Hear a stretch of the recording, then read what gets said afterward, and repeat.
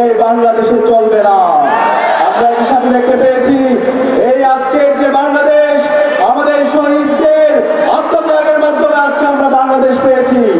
এই নতুন বাংলাদেশে জুলাইয়ের শহীদদের আকাঙ্ক্ষা বাস্তবায়ন করার জন্য, জুলাই শ্রমদের আইনি ভিত্তি দেওয়ার জন্য যেই গণভোট হচ্ছে, সেই গণভোটে হায়ের পক্ষে ওই নেতার কোন ধরনের ক্যাম্পেইন দেখতে পাই না। আপনারা কি দেখেছেন?